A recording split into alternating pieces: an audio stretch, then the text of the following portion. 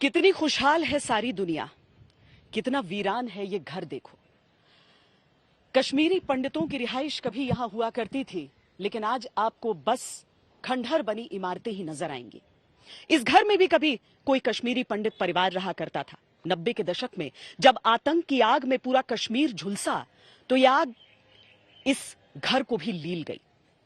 शायद इसके जो मालिक रहे होंगे वो लौट नहीं पाते हैं यहां पर। यह विश्वास उनको कौन दिलाएगा? यह विश्वास क्या ये कश्मीर दिलाएगा? क्या सरकार की तरफ से दिलाई जा रही सुरक्षा उन्हें वापस लौटने का हौसला देगी? कश्मीरी पंडितों से जुड़े हुए सवाल तमाम हैं।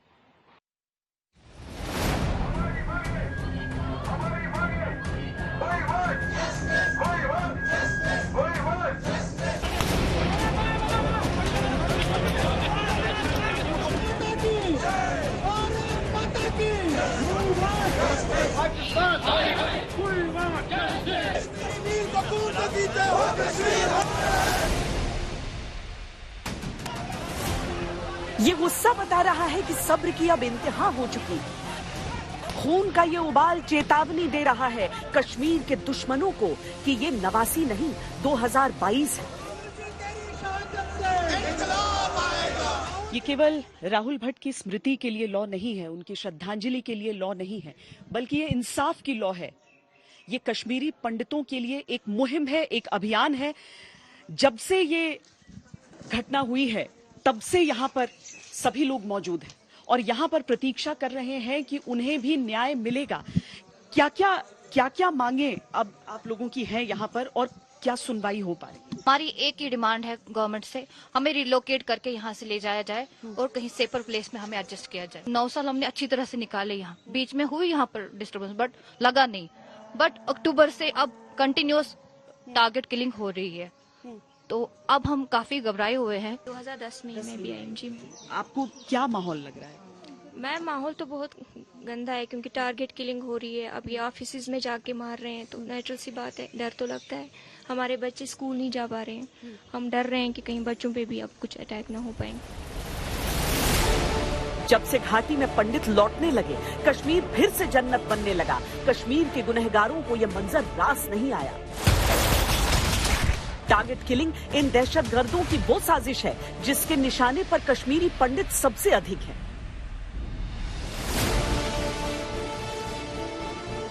जो आम कश्मीरी है कि एवरेज कश्मीरी, वो कश्मीरी पंडितों के यहाँ रिहैबिलिटेशन को कबूल कर चुका है, स्वीकार कर चुका है, और ये सिर्फ टेररिस्ट एलिमेंट्स हैं जो ये कोशिश कर रहे हैं कि नहीं डराएं। बिल्कुल, देखिए जिस तरह कश्मीरी पंडितों की वापसी होने वाली थी और जो हो रही थी, मैक्सिमम जो कश्मीरी पंडित्स थे वो वापस आ रहे थे। अब सिर्फ ये नहीं है कि उनको रिहैबिलिटेट करना था, वो खुद से भी आ रहे थे, खुद से भी वापस जो है जिनके ऑलरेडी यहाँ पे लैंड थी या जितनी प्रॉपर्टीज थी उनको वापस डेवलप कर रहे थे, अपने आप से कर रहे थे। और मैक्सिमम जो अभी पॉलिटिकल सिनेरियो अगर आप देखें, पॉलिटिकल सिनेरियो में भी कश्मीरी पंडित्स खुल के पार्टिसिपेट कर रहे थे। तो कहीं ना कहीं ये एक फ्रस्ट्रेशन ही नजर आ रही है, जो नहीं चाहते कि यहाँ पे वो लोग वापस आए और यहाँ पर वो जो है एक पीसफुल माहौल क्रिएट वापस हो। हम लोग वापस जो 89 से पहले यहाँ का भाईचारा था वो वापस ये हो। ये तो बेसिकली उनका कमाना ही इस चीज पे है। क्या कहेंगे, नॉर्मलसी नहीं दिख रही है? बिल्कुल नॉर्मलसी नहीं है यहाँ। जो भी ये पोज करने की कोशिश कर रहे हैं वो बिल्कुल गलत है। यहाँ हर दिन किसी न किसी का खून बहता है, बेगुनाह मरते हैं, पुलिस हमारी मरती है, सीआरपी के जवान मरते हैं, आम कश्मीरी मरते हैं। मैं ये समझता हूँ कि ये एक पॉलिटिकल मसला है, इसको जो है पॉलिटिकल सोल्यूशन होना चाहिए, पॉलिटिकल सेटलमेंट होनी चाहिए, पॉलिटिकल पैकेज आना चाहिए। ये मिलिट्री सोल्यूशन इसका नहीं है, इसका कोई जो है जोर ज़बरदस्ती कोई सोल्यूशन नहीं है। ये एक ऐसा मसला है जिसको हिंदुस्तान और पाकिस्तान मानते हैं, हमारी लीडरशिप मानती है कि ये एक मसला है, ये एक बायलैटरल मसला है, इसे हल होना चाहिए। इस खित्ते में जो है तरक्की हो सकती है, इस खित्ते से जो है गुर्बत दूर हो सकती है।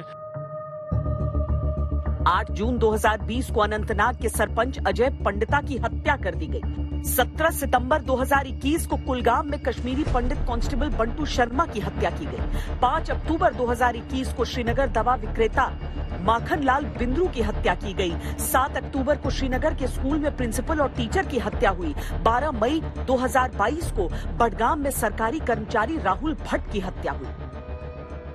राहुल भट्ट कश्मीरी थे, कश्मीर के हित में काम कर रहे थे। जिस भाईचारे की बातें होती हैं, उस भाईचारे की कड़ी में कश्मीरियत की पहचान वाले पंडित थे। लेकिन नाम पूछकर जिसने उनकी हत्या की, क्या वो कश्मीरी हो सकता है? 3 बंदे थे, क्या सुनने में आया? 3 बंदे थे। 3 बंदों के पीछे पूछा राहुल भट्ट कौन है, नाम पूछ के गोली शूट किया। उस अपनी ही चेयर पे बैठा था, अपनी ही चेयर पे शूट किया उसको। भैया हिलने का भी मौका नहीं दिया। उसके पास लोग बहुत आते थे। उसको बोलती थी मत जाओ उधर, डीसी ऑफिस ट्रांसफर करा ले, छोड़ दे नौकरी, हमको नौकरी भी नहीं चाहिए। मुझे पता है तू वहाँ पे सारी जगह तेरे को जानते हैं, सारे जानते। बोलता है मैं सेफ रहूंगा, मैं सेफ रहूंगा, मुझे सारे जानते हैं। उसको नहीं पता था उनमें कोई निकलेगा। ये सवाल अब जन्नत से ही उठ रहा है कि कश्मीरियत के नाम पर नफरत का एजेंडा चलाने वाले लोग कब तक छिपे रहेंगे? कब तक कश्मीर अपने दुश्मनों को घर में पनाह देता रहेगा? कब तक पाकिस्तान परस्ती का कारोबार कश्मीर में चलता रहेगा? अब यहाँ पे जब हर चीज का ब्लेम आप 370 के एब्रोगेशन को करोगे, अब आप इस चीज को कैसे, मैं अपनी कम्युनिटी को बोलना चाहती हूँ आपके माध्यम से, आप इस चीज को कैसे 370 के ऊपर ब्लेम कर सकते हो कि एब्रोगेशन ऑफ 370 के हटने की वजह से कि यहाँ पे एसिड अटैक्स हो रही हैं औरतों पे? क्या 370 के हटने की वजह से यहाँ पे टीवी स्टार्स के घरों में घुस के उनको मारा जा रहा है? कोशिश लंबे समय से यहाँ की जा रही है। आप सब किस योजना के अंतर्गत सरकारी नियुक्ति पाए हैं? सरकार ने कोशिश की, पुनर्वास कार्यक्रम चलाए, कश्मीरी पंडित वापस लौटे, कश्मीर फिर से वो कश्मीर दिखने की ओर बढ़ा चला जो कभी सुना था। लेकिन अगर कश्मीर के अंदर फिर से कोई उन्हें 90 के दशक के नरसंहारों और दहशत की याद दिलाने की कोशिश कर रहा है, तो कश्मीर की और उसके बहुसंख्यक समाज की क्या जिम्मेदारी है?